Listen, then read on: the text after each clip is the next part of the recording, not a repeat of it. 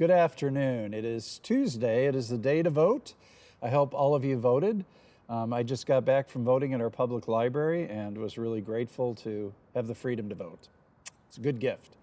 So I just want to share a few thoughts today. I'm going to do this actually, hopefully on a daily basis for our members and our friends and those that are on our email list and that access our website and Facebook.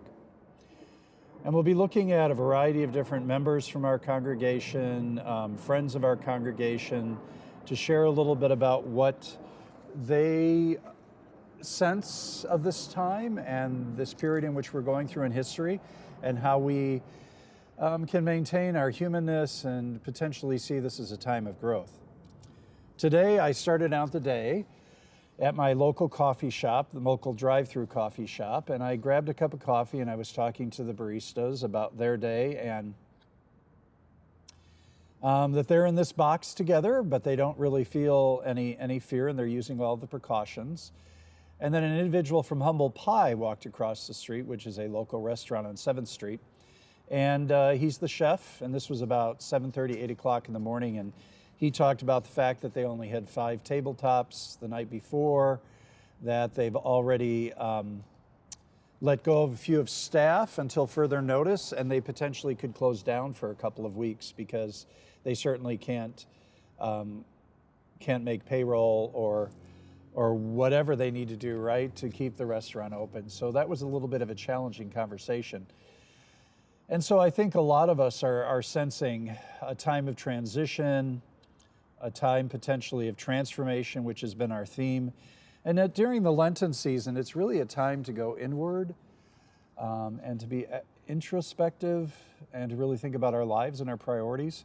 And I had a conversation with Jody Strafford from our congregation here. And for those of you who know Jody, she's a therapist, has been a therapist for many years, specifically in the field of marriage therapy and relationship therapy. And we both talked together about how we really sense that this is a time to reboot our lives and to reboot our life view, potentially from a hyper individualism to maximizing community care. And we expressed how we find it very interesting that in the midst of this coronavirus pandemic, that we have sensed that there's been a change where people are concerned more about potentially the most marginalized, people in care centers and nursing homes, and people over 65 or 70, which are often forgotten in our communities. And they're concerned about babies and little children, and they're concerned about schools. And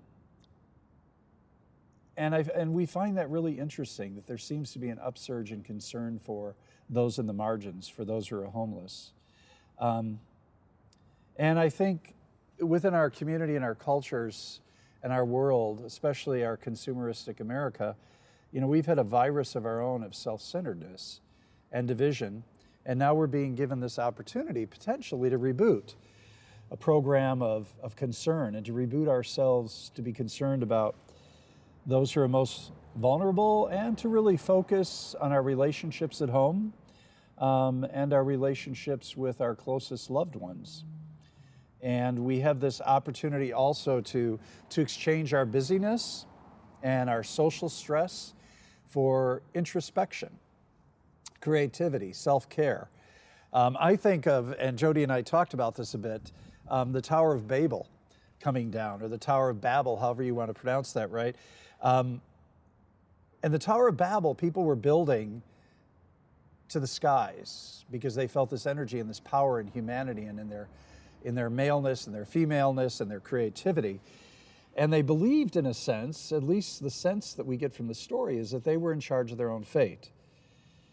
And I think we're being challenged to realize now we're not really in charge of our own fate. It's not ours to control, and we're being scattered, just like our ancestors of antiquity in that story of Babel, where they were scattered and confused and separated. And in a sense, we're going into this place of isolation and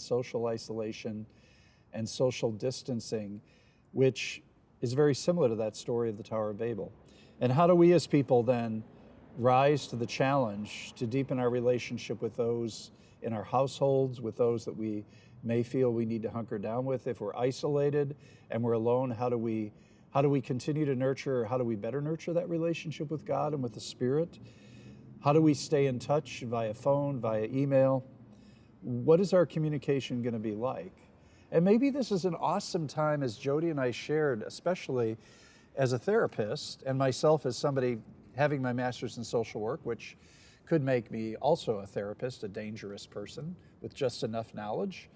But maybe it's a time to look at new crafts or new hobbies, or to dust off even the good book, or to dust off all of those books that are on our shelves or on our iPads, or in our Kindles that we've wanted to experience and wanted to read. Time to really walk the neighborhood and maybe see some new things in the neighborhood, and potentially greet our neighbors in a different way. It's a time to potentially pull out the board games, find ways to be creative in our cookery, depending upon what we can find or can't find in the grocery stores. A time to really meditate and a time to pray. So really for us, as we talk today, I think both Jody and I were rather excited and kind of charged by this opportunity, living in this time and this place, to reboot the way we look at life, the way we view life, the way we understand our rugged individualism, especially as Arizonans, to how do we find our ways to maximize human care and human concern and community from a distance. So I think it's an excellent opportunity, a great opportunity to really be church in the world, and to be church in the world in a new and a different way.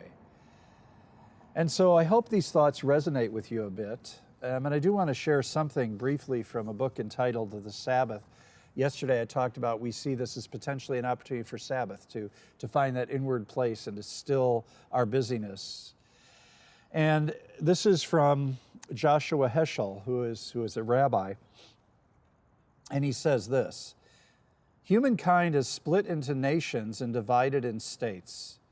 It is a moment in time, the messianic end of days, that will give back to humans what a thing in space the Tower of Babel had taken away.